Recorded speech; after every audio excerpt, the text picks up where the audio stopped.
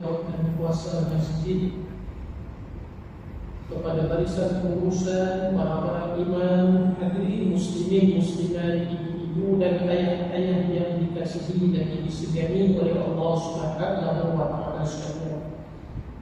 Semoga keberadaan kita di rumah Allah Subhanahu wa taala ini, yang pertama kita mohon kepada Allah Subhanahu wa taala agar Allah Subhanahu wa taala sentiasa mengampuni dosa-dosa kita semua, dosa kedua ibu dan ayah kita, dosa suami isteri maupun anak-anak kita.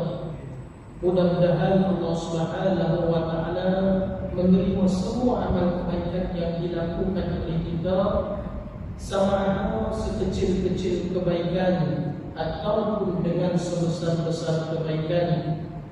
Mudah-mudahan Allah Subhanahu wa taala memilih kita untuk memasuki ke dalam syurga-Nya dan dijauhkan kita daripada segala siksaan azab akhirah.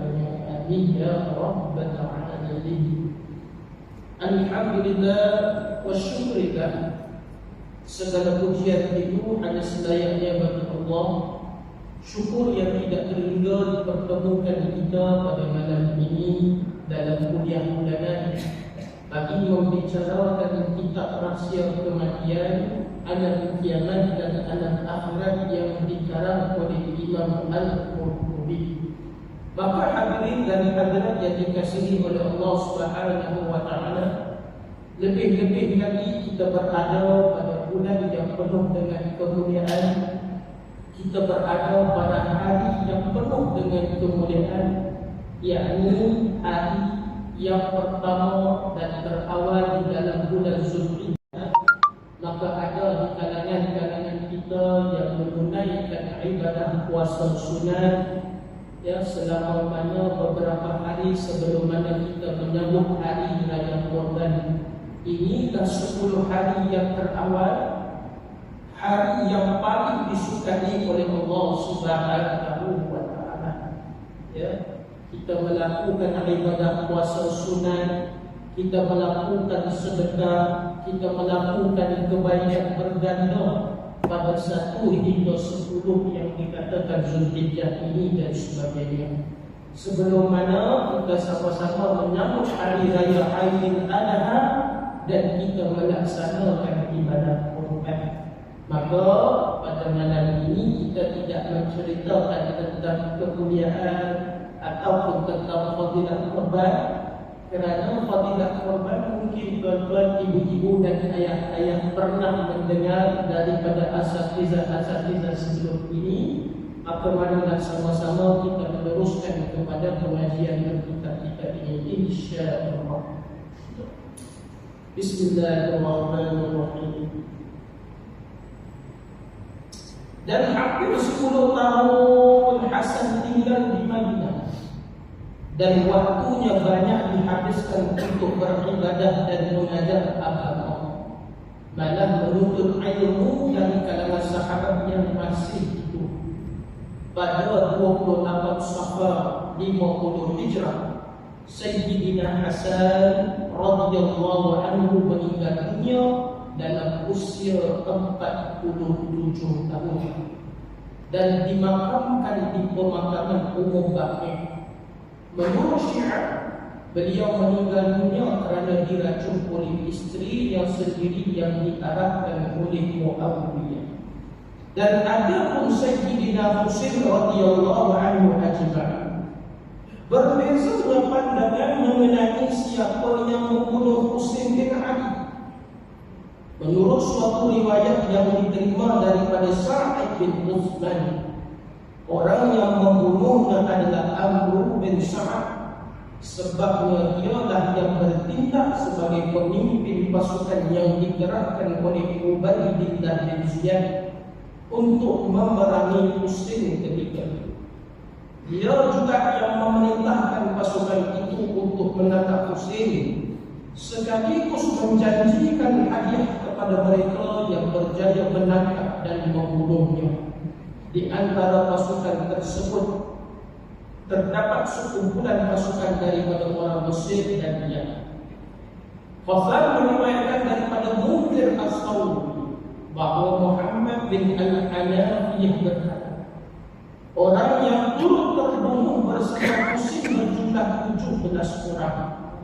Semuanya adalah keturunan Fatimah, anak perempuan Nabi SAW. Sementara Al-Hasan Al-Basri menyatakan bahawa orang yang turut terbunuh bersama musim berjumlah 16 orang. Semuanya daripada kalangan Ahlul Bait yang tadi.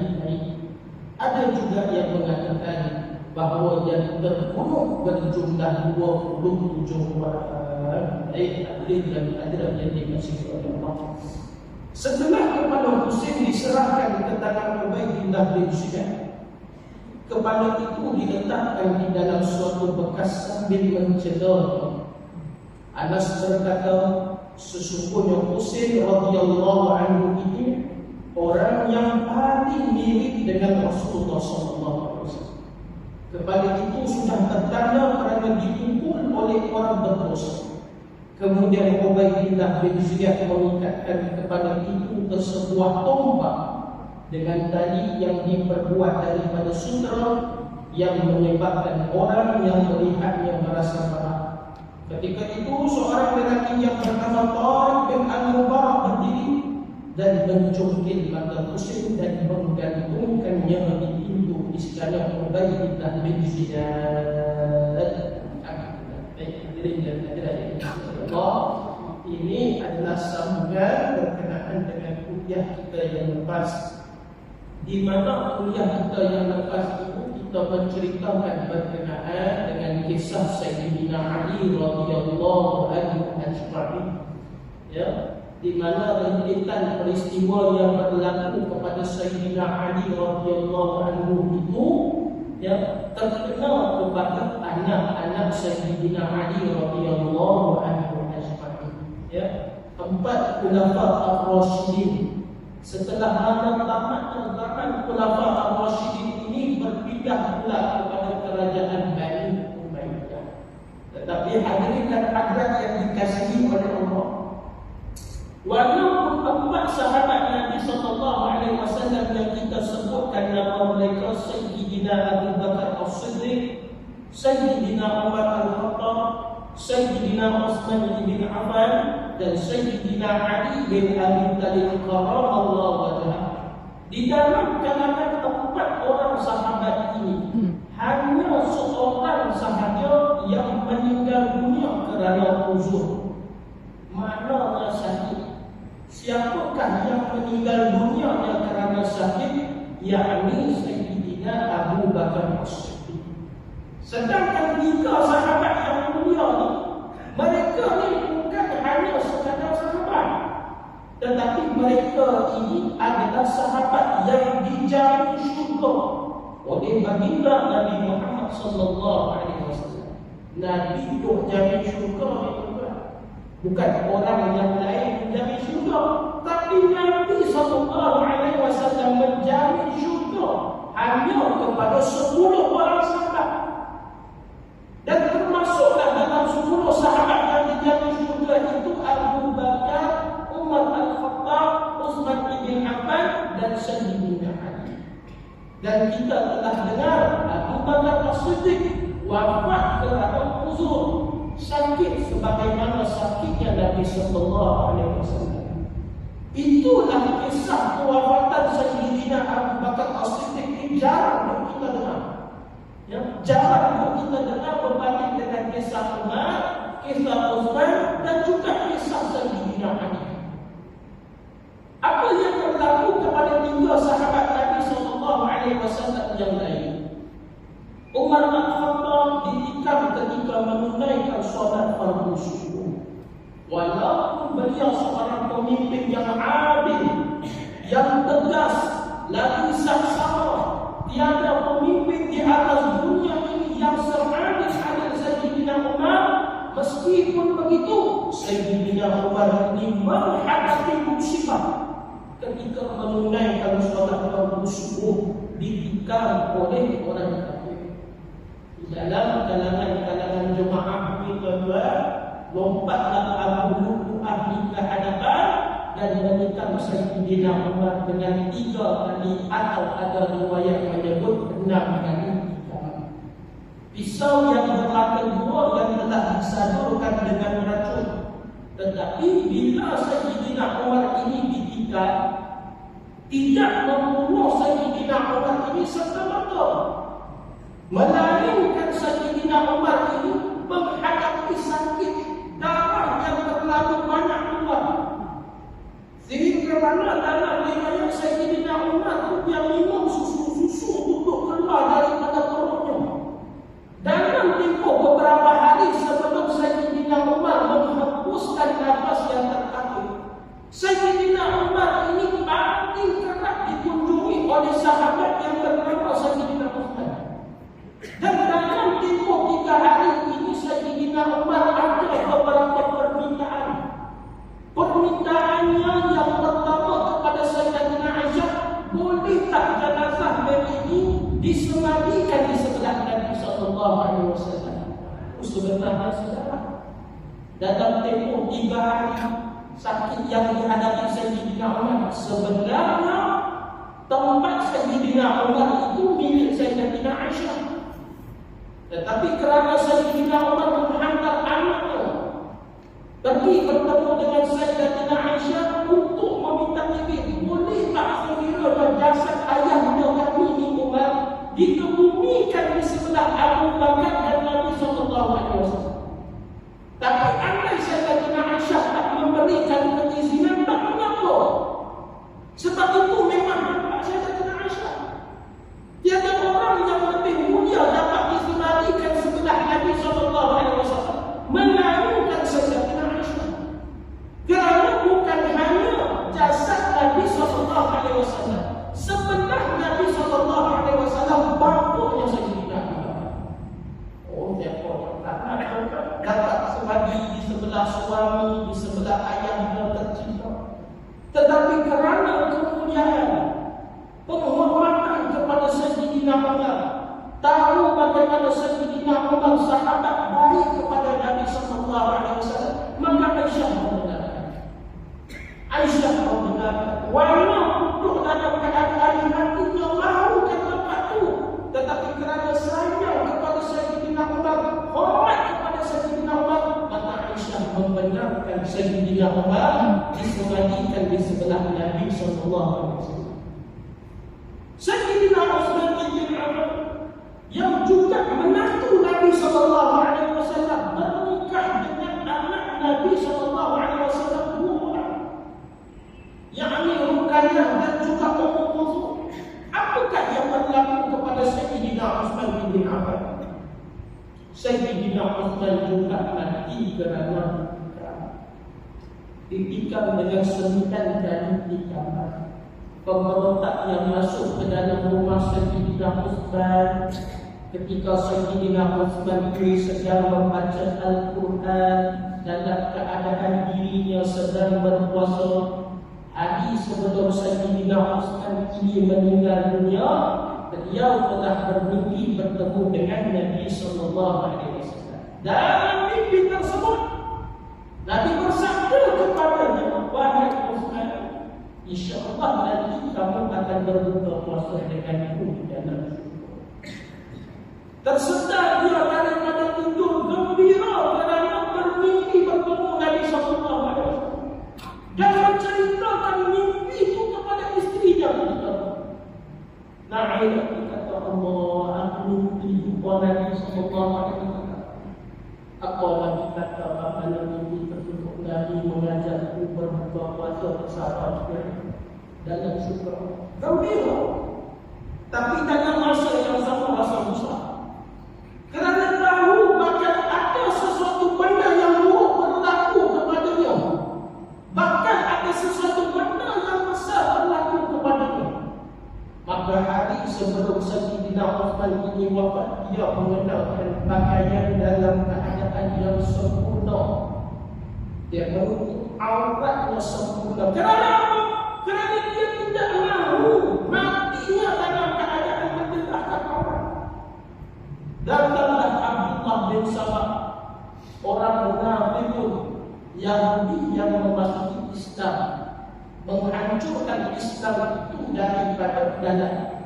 Kerana Abdullah bin Sabah ini yang menyebarkan fitnah, yang mengutuk kepimpinan Sayyidina Utsman, yang tak suka kepada Sayyidina Utsman, maka fitnah disebarkan kepada penduduk luar Madinah. Bukan orang Madinah yang membunuh Sayyidina Utsman, tetapi mereka yang datang daripada luar Madinah masuk ke dalam Madinah dan membunuh Sayyidina Utsman. Dia hadirin dan hadirat yang dikasihi Allah.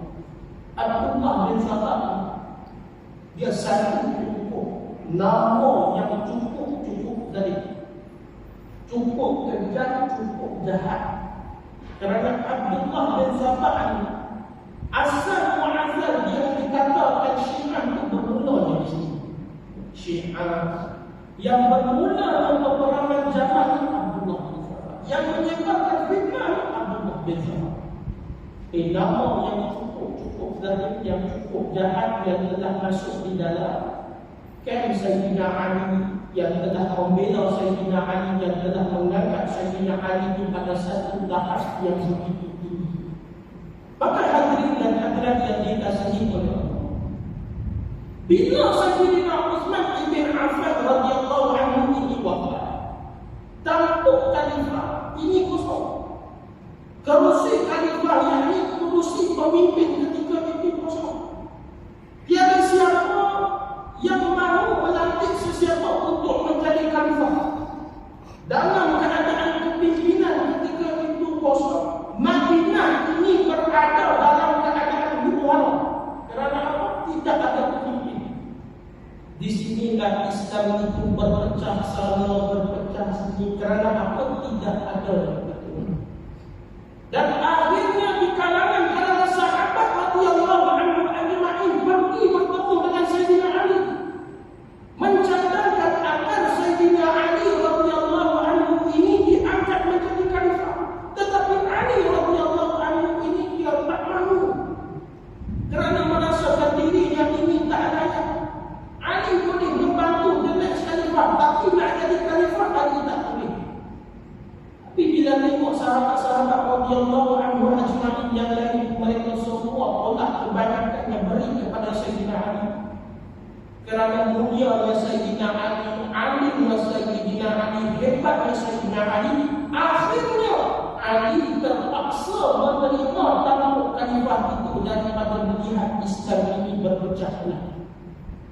Tetapi kepimpinan Sayyidina Ali ini ada juga di kalangan sahabat-sahabat yang tidak setuju. Kerana apa? Terlalu awal nak menamakan Sayyidina Ali ini untuk diangkat menjadi khalifah. Dalam keadaan wafat Sayyidina Utsman, tiba-tiba Ali radhiyallahu anhu ini diangkat jadi khalifah. Something fishy. Sesuatu benda yang pernah apa? Pada ketika itu Sayyidatina Aisyah yang berada di mana? Sedang menunaikan ibadah haji. Peristiwa haji, sedang menunaikan ibadah haji. Dapat berita kepada Sayyidatina Aisyah yang di bawah daripada penduduk Madinah. Aisyah, tahu tak apa yang sedang berlaku di Madinah ketika itu? Apa yang berlaku? Sayyidina Utsman telah wafat. Madinah berada dalam keadaan huru-hara dan Sayyidina Ali sudah menjadi khalifah. Tiba-tiba Ali bukan jadi khalifah, Utsman telah wafat. Apa yang sebenarnya sedang berlaku di Madinah? Sehingga mana ada fitnah yang mengatakan Ali juga berkomplot telah membunuh Sayyidina Utsman. Jahat. Pembunuhan Sayyidina Utsman, Ali juga terbalik soal. Maka Aisyah radhiyallahu anha ini ingin tahu apa yang sebenarnya berlaku di Madinah. Dalam masa yang sama, Aisyah radhiyallahu anha membentuk satu pasukan. Satu pasukan yang ada golongan-golongan yang membela Sayyidatina Aisyah. Dalam kumpulan itu adanya sahabat radhiyallahu anhu, Zubair al-Awwam, Talha bin Ubaidillah, yang masuk sembilan ini tak mengiktiraf Ali sebagai khalifah. Tak iktiraf. Dia tak mengiktiraf. Kerana apa? Terlalu awal Ali nak diangkat menjadi khalifah. Tiba-tiba Ali ini diangkat menjadi khalifah, mesti ada sesuatu benda ataupun hidden yang dikatakan Ali telah sembunyikan. Tapi Aisyah radhiyallahu anha berkata dia boleh memberikan baiat kepada Ali sekiranya Ali mencari siapa pembunuh Sayyidina Umar. Salah satu syarat. Cari siapa pembunuh Sayyidina Umar. Maka bermuncullah pukulan Sayyidatina Aisyah ini berkata tempat. Ali radhiyallahu anhu di Madinah ditamu Aisyah ini bersama dengan kumpulan pasukannya. Ali radhiyallahu anhu pun bertolak membawa pasukan. Di sinilah pertama kali dalam sejarah Islam orang Islam dan orang Islam itu berperang satu sama yang lain.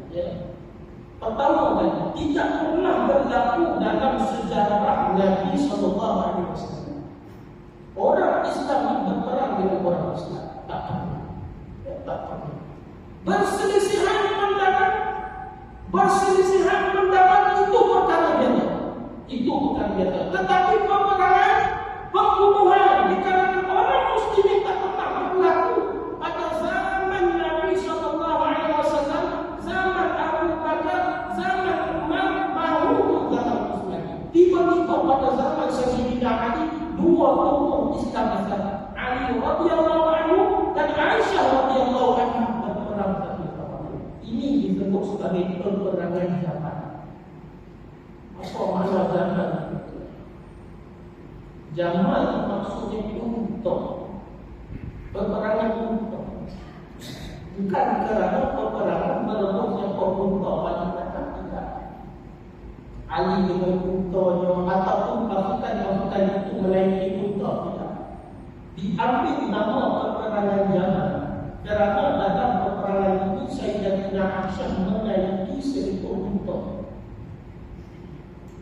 Maka Aisyah radhiyallahu anha dia menuju ke medan peperangan bersama dengan untanya. Akhirnya ketika nak memberhentikan peperangan pembunuhan di antara orang Islam dan orang Islam, Sayyidatina Aisyah ini dijatuh daripada tunggangannya. Dan unta Sayyidatina Aisyah ini terkorban di dalam peperangan zaman itu diambil sebagai nama zaman yang unta Sayyidatina Aisyah radhiyallahu anha. Diringkaskan cerita hadirin dan hadirat yang dikasihi oleh Allah. Bila bertemu yang membawa pasukan ini, masing-masing tidak mahukan kepada peperangan, lebih mahu kepada penjelasan dan perbincangan. Kerana apa hadirin dan hadirat? Kita nak berperang dengan orang Islam sendiri. Cuba bayangkan hadirin dan hadirat. Satu masa dahulu kita pada zaman Nabi sallallahu alaihi wasallam berjuang dengan Nabi sallallahu alaihi wasallam, berganding bahu menegakkan kalimah Allah. Tuan-tuan jatuh, saya angkat tuan-tuan, saya jatuh, tuan-tuan angkat saya. Tiba-tiba hari ini saya nak berperang dengan tuan-tuan. Contoh macam itu. Saya nampak di dalam kawasan Aisyah itu adalah abang saya, kakak saya, saudara saya. Yang satu masa dahulu berjuang bersama-sama dengan saya. Tiba-tiba hari ini saya nak pergi perang dengan dia. Ini betul-betul tak boleh. Ini realiti yang berlaku ketika itu. Orang Islam tak mahukan peperangan. Tak nak perang. Tak pernah berlaku seperti ini.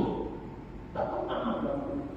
Allah Rabbi. Maka itulah yang membawa Sayyidina Ali pergi bertemu dengan Aisyah. Antar al-wakil, wahai ibu Aisyah, kerana apa kita berada di sini? Aisyah pun memberi maklum, kami tak setuju Ali diangkat menjadi khalifah kerana awal. Bukan kerana kami tak suka kepada Sayyidina Ali. Tiada orang yang lebih layak memegang khalifah melainkan Ali. Tetapi Ali ini diangkat dalam keadaan terlalu huru-hara. Maka Ali kena menunjukkan kredibilitinya sebagai pemimpin, sebagai ketua. Yang Ali cari siapa pembunuh Sayyidina Utsman. Ini sebenarnya nak cari siapa pembunuh Sayyidina Utsman. Maka bawa bertemu dengan Sayyidina Ali. Sayyidina Ali akan tanya, kita akan cari apa-apa yang membunuh Sayyidina Ali. Tapi dengan syarat kita kena bergabung. Bila kita bergabung, Islam itu kuat, Islam itu kukuh, barulah kita boleh maju ke hadapan. Cari siapa pembunuh Sayyidina Ali. Masing-masing itu. Kerana apa? Masing-masing sudah sebulan suara sepakat kata tidak akan ada peperangan yang berlaku pada hari ini. Tak ada apa. Lagu kedua-dua pasukan itu merasa Allah gembira mereka. Tetapi dalam masa orang Islam ini lega dengan tidak ada peperangan, gembira dengan tidak tercetusnya peperangan, ada yang tak suka. Ada yang nak perang itu tetap kena berlaku juga. Apa-apa pun perang kena berlaku juga. Siapa yang tak suka? Yang disebut nama orang tadi Abdullah bin Sabah, dia tak suka. Maka Abdullah bin Sabah ini bila tahu Ali radhiyallahu anhu dan Aisyah radhiyallahu anha sudah berdamai, dia nak cari punca bagaimana untuk menciptakan perang supaya berlaku. Dia berbincang bersama dengan pemberontak-pemberontak yang telah membunuh Sayyidina Utsman ada dalam kamp Sayyidina Ali. Dia kata kalau Aisyah dan Ali ini bergabung, tujuannya satu saja, nak cari siapa pembunuh Utsman. Maka siapa pembunuh Utsman? Kita. Nak kita kena buat sesuatu benda supaya tercetusnya peperangan. Bincang hadirin dan hadirat yang dikasihi oleh Allah Subhanahu wa taala, bagaimana nak cetuskan peperangan ini. Akhirnya timbul idea. Apa idea yang dikemukakan oleh Abdullah bin Sabah? Kata beliau, pagi ini aku akan masuk ke dalam kamp Sayyidina Ali dan membunuh beberapa orang di dalam itu. Bila sudah bunuh beberapa orang berada dalam kamp Aisyah radhiyallahu anha, maka aku akan melaungkan dengan laungan yang paling kuat. Ali telah berlaku. Ketika mana tentera Ali dan Aisyah ini sedang berehat, yang dikatakan Abdullah bin Sabah ini masuk senyap-senyap dalam kamp Aisyah dan membunuh beberapa orang sahabat di dalam itu. Bila bangun besok pagi tengok banyak-banyak yang banyak telah dibunuh oleh Abdullah bin Sabah, maka satu suara yang cukup kuat, Ali telah berlaku. Maka masing-masing menganggap pedang perisai merampas semua kumpulan-kumpulan Sayyidina Ali dalam keadaan mereka tak sedia. Mereka tak tahu apa yang sebenarnya berlaku.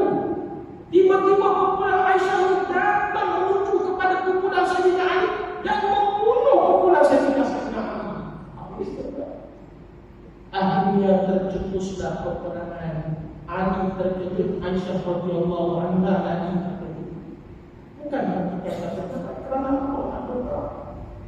Rupa-rupanya dahulu mereka tahu mereka sudah pun difitnah. Ramai sahabat-sahabat yang terkorban di dalam peperangan ini. Peperangan saudara Islam dan Islam yang pertama. Tapi hadirin dan hadirat yang dikasihi oleh Allah, zaman Sayyidina Ali radhiyallahu anhu itu adalah zaman yang penuh dengan kekacauan.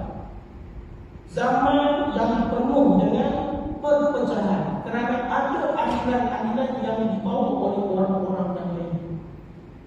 Akhirnya satu kumpulan yang terkukuh pada zaman Sayyidina Ali itu, yang tidak sehaluan dengan Sayyidina Ali itu, adalah kumpulan Khawarij.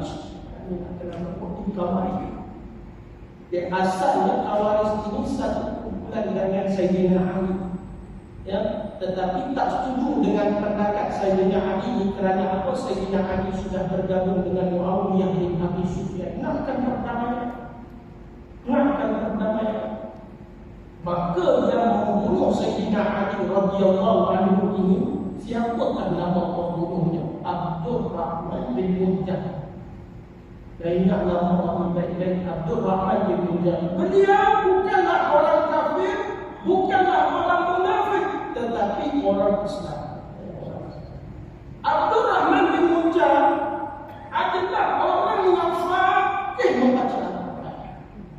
hebat baca Al-Quran, hebat Al-Quran, boleh terjemahkan Al-Quran, boleh tafsir Al-Quran. Maka pada zaman Sayyidina Umar, Abdul Rahman bin Muljam ini dihantar ke Mesir bukan untuk belajar Al-Quran, tetapi untuk mengajar Al-Quran kepada orang-orang Mesir. Dalam surah Sayyidina Umar mengatakan, tolong jaga Abdul Rahman bin Muljam ini, kerana Abdul Rahman bin Muljam ini adalah orang yang baik. Dia adalah orang yang mulia. Dia adalah guru Al-Quran. Tolong jaga sebagaimana dia berada di Mesir. Tapi Abdul Rahman bin Muljam ini telah melakukan satu dosa yang begitu besar, yakni telah membunuh sahabat Nabi SAW. Kerana apa? Kerana merasakan tindakan yang dibuat itu betul. Dia terlalu buruk dalam keadaan terlalu dia membaca ayat Allah Subhanahu wa taala sehingga mengatakan Ali radhiyallahu anhu bukan lagi membawa ajaran Islam. Tak ada. Maka darah Ali ini halal bagi kami.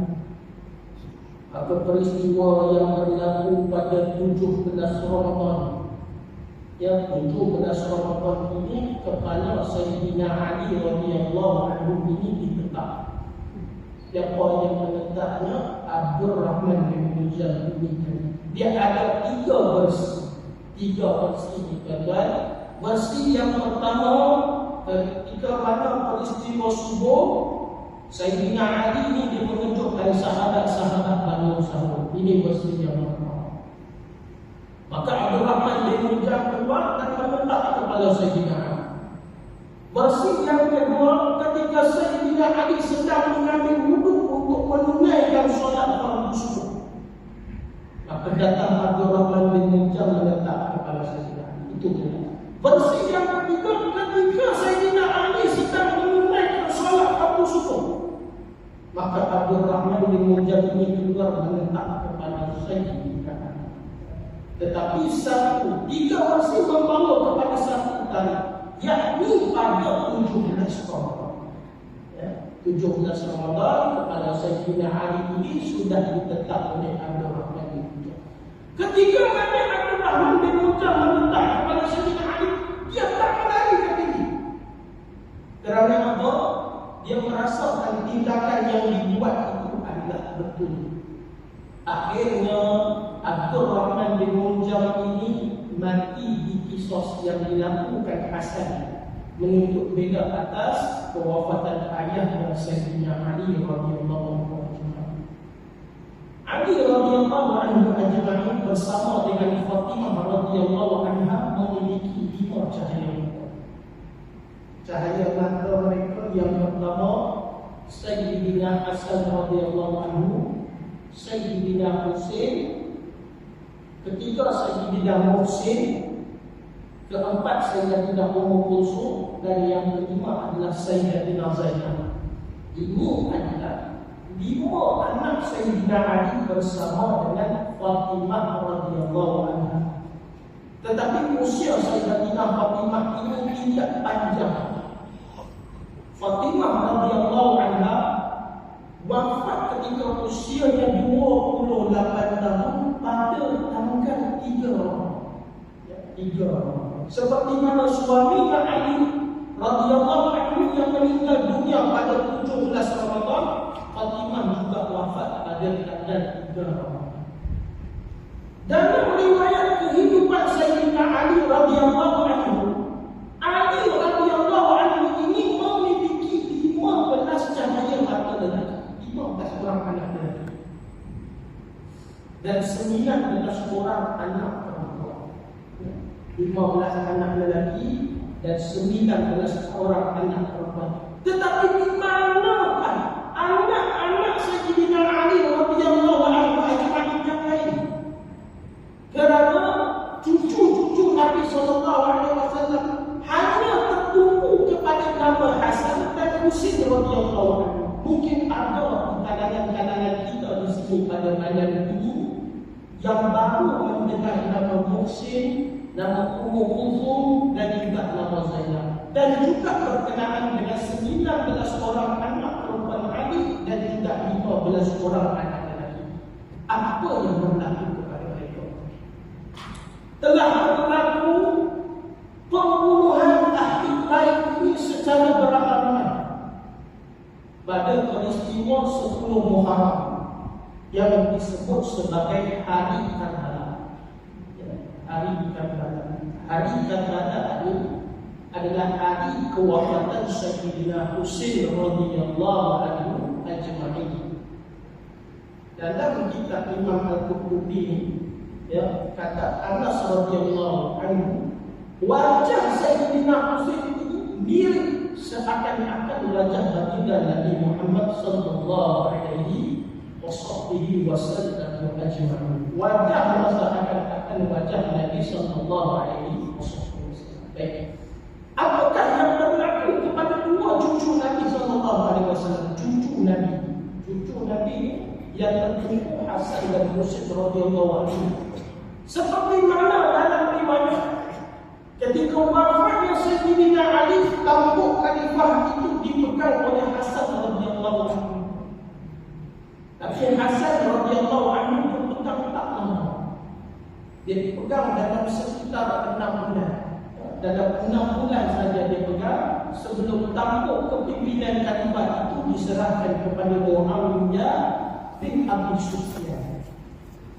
Ketika mana diserahkan tampuk kepimpinan kepada Muawiyah bin Abi Sufyan, Hasan radhiyallahu anhu ini dia balik ke Madinah bersama dengan Husain dan bersama ahli bait yang lain.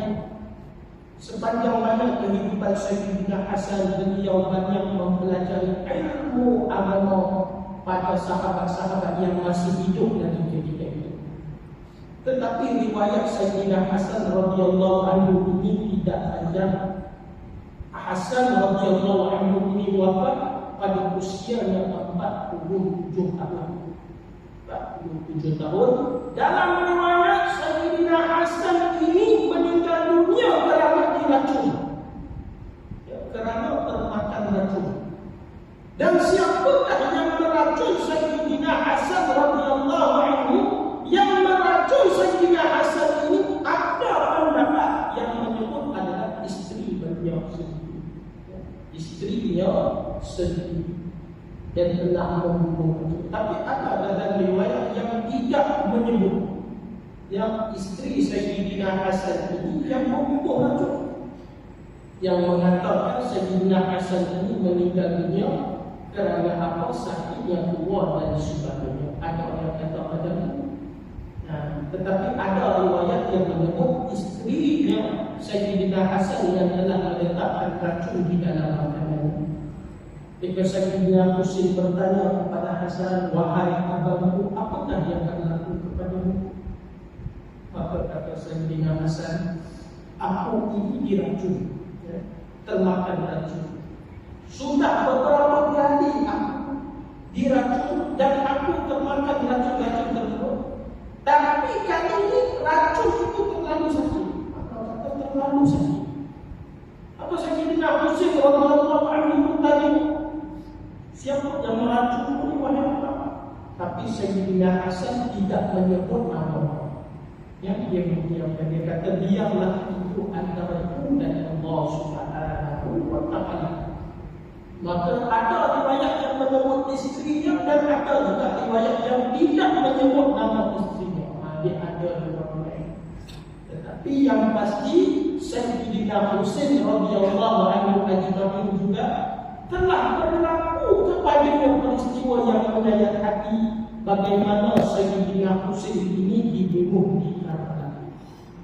Itu kata peristiwa Karbala yang disambut oleh sebahagian golongan-golongan Syiah.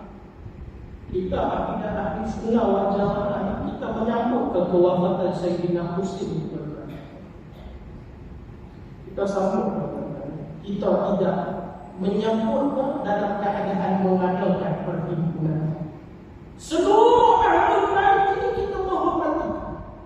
Ya, kita hormat kepada Ali radhiyallahu anhu, cucu-cucu Nabi sallallahu alaihi wasallam. Susul kami terhadap ahli bait ini adalah Dan Syiah juga menghormati Ali radhiyallahu anhu ajma'in dan anak-anaknya. Tapi apa beza Syiah dengan ahli sunnah wal jamaah? Syiah pada sampai satu tahap mereka mengkafirkan sahabat-sahabat Nabi sallallahu alaihi wasallam. Kafir bagi Abu Bakar, kafir bagi Umar, kafir bagi Utsman, semua kafir itu. Kerana mereka beranggapan Sayyidina Ali lah seorang pemimpin yang selayak-layaknya yang diangkat menjadi khalifah. Pencetus kepada Syiah ini, permulaan kepada Syiah ini telah berlaku pada zaman Sayyidina Ali lagi. Telah tercetusnya satu ayat yang dibawa oleh Abdullah bin Sabah yang mengangkat Sayyidina Ali. Tetapi Syiah ini bukan hanya tertumpu kepada satu pecahan Syiah ini banyak. Ada yang disebut Syiah Sadatiyah, Syiah Alawiyah, Syiah Zaidiyah, ada. Tetapi tahun 1996 negara kita ini mengharamkan pertumbuhan Syiah ini 100%. Tak boleh nak mengamalkan. Negara kita ini tak boleh nak menerima sebab ajaran yang dibawa oleh Syiah ini masuk ke dalam negara. Kerana rakyat Malaysia yang berstatus orang Islam hanya berpegang kepada satu akidah, iaitu akidah ahli sunnah wal jamaah. Tak boleh nanti sebab fahaman-fahaman anasir-anasir kuat yang masuk ke dalam negara kita. Tetapi peristiwa Karbala itu adalah satu peristiwa yang cukup menyayat hati. Ketika mana Sayyidina Husain radhiyallahu anhu bersama dengan 70 orang dalam rombongan ini sedang menuju ke Kufah. Ya, hadirin yang dikasihi oleh Allah. Kerana orang-orang Kufah ini berjanji hendak memberikan baiat kepada Husain. Janji nak bagi baiat, taat setia supaya Husain radhiyallahu anhu ini diangkat menjadi khalifah. 4,000 orang di kalangan mereka menghantarkan surat kepada Sayyidina Husain, wahai Husain, datanglah kamu ke Kufah kerana kami hendak memberikan baiat kepada kamu. Husain pun menghantarkan wakil Muslim bin Aqil melihat keadaan di Kufah. Baik, beri dalam